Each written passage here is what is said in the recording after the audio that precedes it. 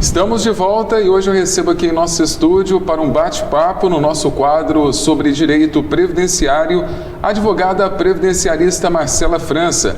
Nosso assunto de hoje é a PPP, ou seja, o perfil profissiográfico previdenciário. Doutora, seja muito bem-vinda ao nosso estúdio. Olá, Fábio. Olá, toda a equipe da TV Cidade de Itaúna e também a todo o pessoal que vai nos assistir em casa. Doutora Marcela, uma das maiores dores de cabeça de uma advogada previdenciarista é quando a empresa fornece um PPP ruim.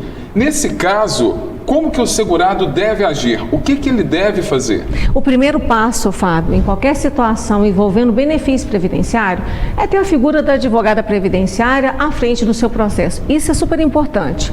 Segundo, o PPP ele é o documento hábil para comprovar o exercício dessa atividade insalubre, periculosa ou penosa. Se a gente tem um PPP com informações frágeis ou ruins, a gente tem um problema. Por quê? O PPP ele está normatizado na IN 77.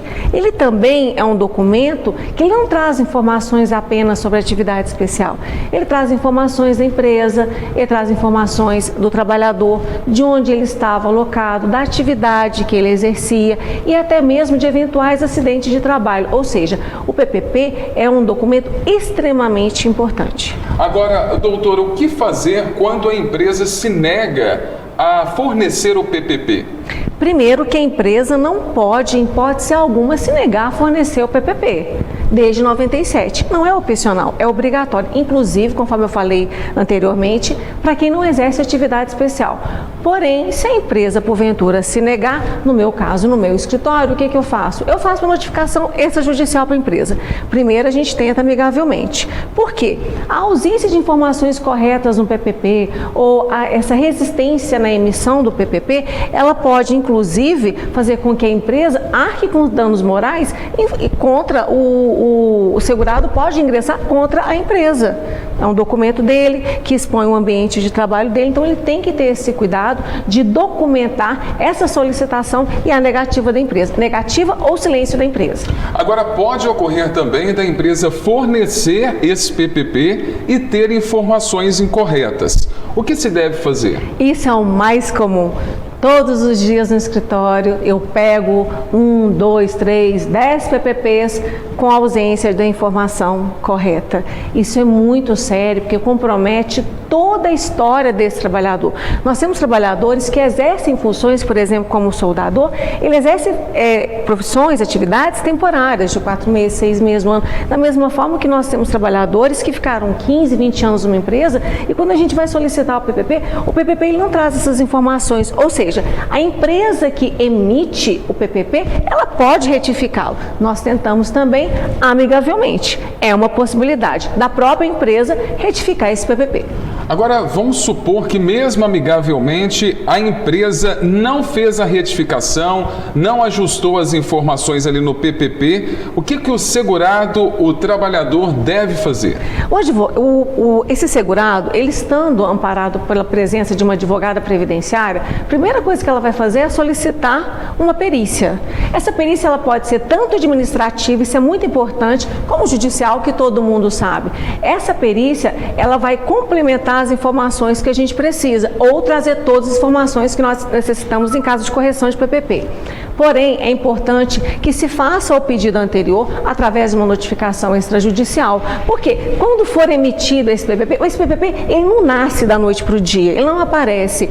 Para a emissão do PPP, o PPP é um documento de 2, 3, 4, 5 folhas. O PPP, ele tem uma base. A base dele é um laudo técnico, tanto LTCAT como PPRA.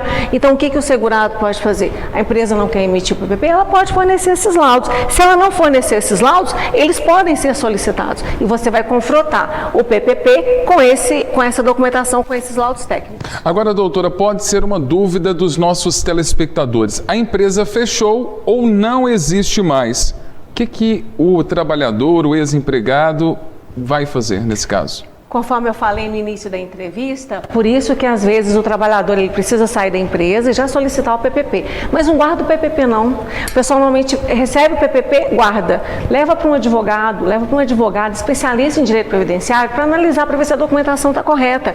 Às vezes o que vale muito a pena é comprovar esse tempo especial já no CNIS. Porque quando ele for aposentar, esse tempo especial já está lá devidamente documentado. Empresa fechou? Uma das possibilidades é usar a prova emprestada de outra empresa, onde ele exercia a mesma função, usava aparelhos similares, o mesmo ambiente de trabalho, ou até mesmo buscar nos órgãos públicos, nos sites dos tribunais, se essa empresa já foi chamada a juízo, se ela teve que apresentar algum laudo técnico. Sem resposta, esse trabalhador, ele não pode ficar. Agora, doutora, muitas das vezes a pessoa, Fábio, eu assisti a entrevista, assisti o bate-papo, mas ainda estou com dúvidas. Pode entrar em contato com o nosso WhatsApp aqui, que é o 3242-3100, que nós vamos passar as informações de contato com a doutora Marcela França, ou até mesmo pode procurá-la lá no Instagram, que é ADV. Não, é @Marcela com 2 L's _Franca. E também tem o meu canal no YouTube, que é Marcela com 2 L's França. Lá eu aloco todas as entrevistas concedidas aqui para a TV Cidade de Itaúna. Ficou alguma dúvida, pode enviar também para a gente, que a gente repassa para a doutora e nós vamos trazer nos próximos programas, aqui nas participações dela aqui no Jornal Cidade Notícia. Doutora, muito obrigado pela sua participação. Te aguardo daqui a 15 dias. Eu que agradeço, Fábio. Um abraço a todos e até daqui a 15 dias.